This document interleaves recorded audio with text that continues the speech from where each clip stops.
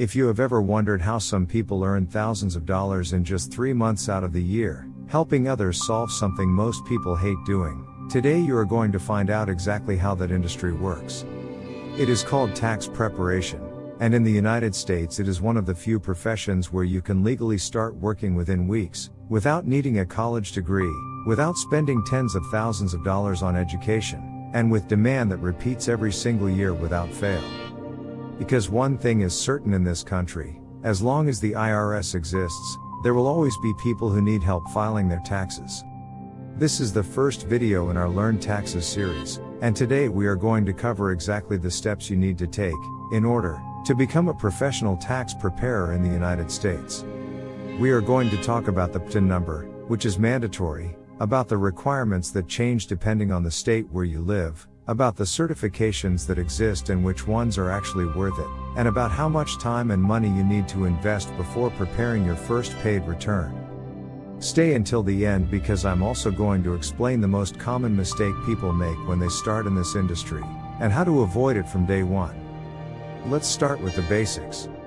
What exactly is a tax preparer? A tax preparer is the person authorized to help other taxpayers complete and file their federal tax return with the IRS, in exchange for payment.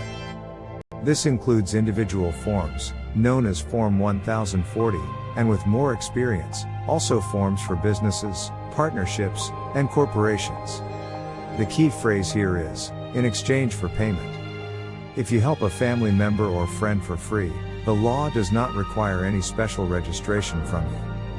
But the moment you charge for that service, you enter regulated territory, and that means you must meet certain legal requirements before accepting your first client. The good news is that unlike other professions such as being a paralegal or executive assistant, entering the tax industry is relatively simple. You do not need a college degree. You do not need years of prior experience. The only thing federal law requires, without exception, is a number called the PTIN. Let's talk about the first mandatory step, the PTIN. The letters PTIN stand for Preparer Tax Identification Number. This is a 9-digit number issued by the IRS, and every person who prepares or helps prepare federal tax returns for compensation must have one, without exception. This applies even if you are already a certified public accountant or an enrolled agent. Everyone, absolutely every paid preparer, needs this number. How do you get the PTIN? The process is surprisingly fast. If you do it online through the IRS system, most first-time applicants complete the process in about 15 minutes. The cost is minimal, currently around $19, and that payment is non-refundable, so make sure you have all your information ready before you start. If you prefer to do it by mail using Form W-12, the process takes much longer, generally 4 to 6 weeks, so the online option is clearly the more efficient choice. What information do you need on hand before applying? You need your social security number, your personal address and business address if you already have one, your date of birth, and a copy of your most recent tax return, because the IRS system will ask you for verification information from that return to confirm your identity. If you already hold a professional credential, such as certified public accountant, attorney, or enrolled agent, you will also need that certification number and the jurisdiction where you obtained it. One important detail many people don't know, the PTIN is not permanent.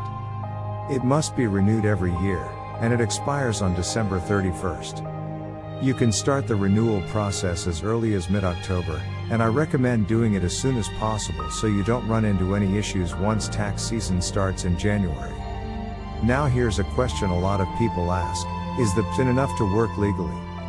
The short answer is yes. At the federal level, the PTIN is the only mandatory requirement to prepare tax returns for compensation. There is currently no federal requirement for a license, exam, or formal education to be a basic preparer. But, and this is an important but, some states do have their own additional rules, and if you live or plan to work in one of those states, you need to meet those requirements as well. Let's go over which states those are, because this can completely change your plan depending on where you're located. The states that currently have additional requirements for tax preparers are California, Connecticut, Illinois, Maryland, Nevada, New York, and Oregon. In California, the requirement is called registration with the California Tax Education Council, known as TEC. To get it, you need to complete 60 hours of initial tax education, pass a qualifying exam, obtain a $5,000 surety bond, and then complete 20 hours of continuing education every year to keep your registration active. In Oregon, there is also a state licensing process with an exam and specific education requirements administered by the state. In Maryland, formal registration with the corresponding state board is required. In Connecticut, if you prepare more than 10 returns for clients in that state, you need a specific permit issued by the Connecticut Department of Revenue Services. New York and Illinois also have their own state registration processes, generally with an enrollment fee and mandatory basic training. One thing that might come as a relief, if you are already a certified public accountant, enrolled agent, or attorney, you are normally exempt from these additional state requirements, because your federal or professional credential already covers a higher level of education and oversight. If you live in any other state not mentioned in this list, in most cases the only legal requirement you need is the federal PTIN we already covered. But I always recommend checking directly with your state's Department of Revenue, because regulations can change from year to year. Now let's talk about the second important number you will need if your plan is to file returns electronically, which is something practically every modern preparer does. This number is called the EFIN, which stands for Electronic Filing Identification Number. While the PTIN identifies you as an individual preparer, the EFIN identifies your business or firm as an authorized e-file provider with the IRS. If you plan to prepare more than 10 returns a year, the law requires you to file them electronically, which means you will need this number no matter what. The process to get the EFIN includes 3 main steps. First, you must create an account on the IRS e-Services portal. Second, you must complete the e-file application, providing information about your business and about each person associated with the firm who will have primary responsibility. Third, the IRS conducts what is called a suitability check, which may include a review of your criminal history, a review of your own tax compliance history, and in some cases, fingerprinting. Unlike the PTIN, the EFIN does not expire or need to be renewed every year. However, if you change your employer identification number or your firm's name, you will need to update or apply for a new one. It's also important to know that you generally need a separate EFIN for each physical location where you operate your business. Now that we know the 2 mandatory numbers, let's talk about the optional certifications that exist, and why you might consider getting one, even if it's not a legal requirement. The first and most basic is the Annual Filing Season Program, known as AFSP, offered directly by the IRS. This is a voluntary program specifically designed for preparers who don't hold a professional credential like CPA or enrolled agent. By completing the AFSP, you get 2 important benefits. You appear in the public directory of preparers that the IRS makes available to taxpayers looking for professional help, and you gain limited representation rights before the IRS for the returns you personally prepared. This gives your future clients more confidence, because they can verify you are committed to staying current. The second option, with a much higher level of authority, is becoming an enrolled agent, or EA. This is the highest tax credential the IRS grants directly. To earn it, you must pass a 3-part exam called the Special Enrollment Examination, which tests your knowledge of federal tax planning, individual and business return preparation, and representation procedures. An enrolled agent gains unlimited representation rights, meaning they can represent any client before the IRS in audits, collection issues, and appeals, without any restriction. This credential requires more study and commitment, but it also positions you as a higher-level professional, capable of charging higher fees and handling more complex cases. The third option, the most demanding of all, is becoming a certified public accountant, or CPA. This does require formal college education, generally 150 credit hours, passing the uniform CPA examination, and meeting supervised work experience requirements. A CPA also gains unlimited representation rights, but can additionally offer accounting, auditing, and financial consulting services far broader than just taxes. For most people who are starting out and want to generate income quickly during tax season, my practical recommendation is this: start with your PTIN. Get hands-on experience preparing simple individual returns. Consider completing the AFSP during your first or second year to stand out. And if you discover that this industry is something you're passionate about and you want to build a long-term career with higher income, then seriously consider becoming an enrolled agent. Let's talk about something nobody tells you clearly: the technical knowledge you actually need to know how to prepare a return well. Having your PTIN gives you legal permission to prepare taxes, but it doesn't teach you how to do it well. This is where training comes in. There are several paths to learn. The first is structured tax school programs, like Jackson Hewitt's program, which offer courses covering everything from basic tax law concepts to hands-on use of professional software. These programs are specifically designed for beginners and many can be completed in weeks, not years. The second path is online courses from platforms specialized in tax education, which tend to be more affordable and flexible in terms of scheduling. The third path, if you have access to college education, is taking tax courses within an accounting program, although this option takes much longer and isn't necessary if your goal is to start working soon.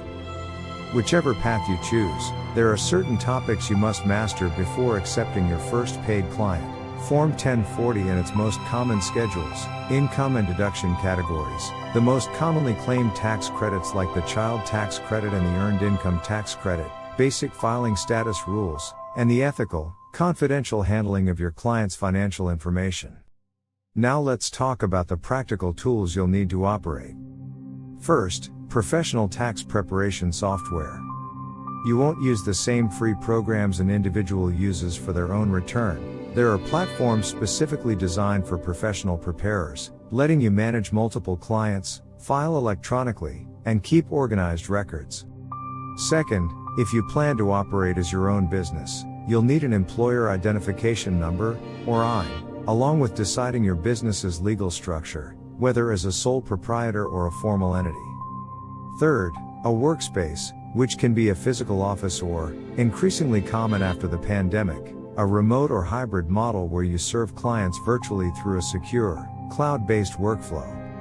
Let's talk about money, because I know it's the question a lot of you have in mind: how much can you actually earn in this industry? According to data from the U.S. Bureau of Labor Statistics, the average annual wage for a tax preparer is around $58,000, with the lowest earning 10% making around $29,000 a year, and the highest earning 10% making nearly $99,000 annually. It's important to understand these numbers vary enormously depending on whether you work independently or for a large firm, how many clients you can handle, your geographic location, and the type of returns you prepare. Someone who only prepares simple 1040 forms is going to earn less than someone experienced in handling business, partnership, and corporate returns. And here's a key point many people don't consider at first: this is a seasonal industry by nature. Most of your income is concentrated between January and April, during official tax season. Many successful preparers use those intense months to generate significant income, and then fill out the rest of the year with tax planning, extensions, amended returns, or simply rest and prepare for the next season. Now, the realistic timeline. How long does it really take to start working? If you follow the steps in order, you can have your PTIN ready in a single day. Basic training, depending on the program you choose, can take anywhere from a few weeks to 2 or 3 months if you take it slowly alongside other activities. The EFIN, once you submit your application, can take several weeks to be approved due to the IRS's suitability check, so I recommend starting that process well in advance, ideally before tax season begins. In short, it's completely realistic to prepare during the fall, between September and December, to be fully ready when tax season starts in January. Before we get to the final summary, I want to quickly answer 3 questions people always ask me when we talk about this industry. First question: do I need perfect English to work as a tax preparer in the United States? The answer is no. In fact, within the Hispanic community in this country there is enormous demand for preparers who speak Spanish, because many taxpayers feel much more comfortable explaining their financial situation in their native language. Speaking Spanish isn't a limitation in this industry, it's a real competitive advantage. Second question, can I do this as a second income while keeping my current job? The answer is yes, and this is actually how many people start out. Since the busy season is concentrated in just a few months, it's common to see people preparing returns in the evenings or on weekends during January, February, and March, without leaving their main job, until their client base grows enough to consider making the switch full-time. Third question, is it better to join a well-known franchise or start my own independent business from scratch? Each path has different advantages. Working for an established franchise gives you structured training, a steady flow of clients from day one, and the peace of mind of operating under an already proven system, although you'll typically earn a smaller percentage on each return you prepare. Starting independently means you keep 100% of what you charge, but it also means you have to find every client yourself, invest in your own software, and build your reputation from day one without the backing of a known brand. Neither option is better in an absolute sense, it all depends on your risk tolerance, your available starting capital, and how quickly you want to start generating income. Let's think through a concrete example so you can see what this looks like in practice. Imagine someone who in September decides they want to prepare for the next tax season. That same week, they get their PTIN online, in under 20 minutes. During October and November, they complete a basic tax training course, spending a few hours each weekend. In December, while finishing their training, they submit their EFIN application so they can file returns electronically, and they start spreading the word among family, neighbors, and on social media that they'll be offering tax preparation services. By the time January arrives, they already have their software ready, an active PTIN, an approved EFIN, and an initial list of potential clients. That's the realistic timeline anyone organized can follow, starting literally from zero. To sum up everything we covered today, first, get your PTIN, the mandatory federal requirement for every paid preparer. Second, check whether your state has additional requirements, especially if you live in California, Connecticut, Illinois, Maryland, Nevada, New York, or Oregon. Third, if you're going to file more than 10 returns a year, apply for your EFIN. Fourth, invest in real training through a recognized program. Fifth, consider a certification like the AFSP or the enrolled agent path to stand out and increase your income. And sixth, set up your software, your workspace, and your business structure well ahead of time before the season begins. In the next video of this series, Day 2, we're going to go into detail about how to choose the best training program based on your budget and available time, and how to get your first clients from scratch, even if nobody knows you yet in this industry. If this video helped you, subscribe to the channel so you don't miss the next part of this series, and let me know in the comments which state you live in, so I can help you with more specific information in future videos. Important note, the information presented in this video is for general educational purposes and reflects the rules in effect at the time of publication. Tax laws and state requirements can change. Before making professional or legal decisions, always check official IRS sources and your state's Department of Revenue, or seek guidance from a qualified professional.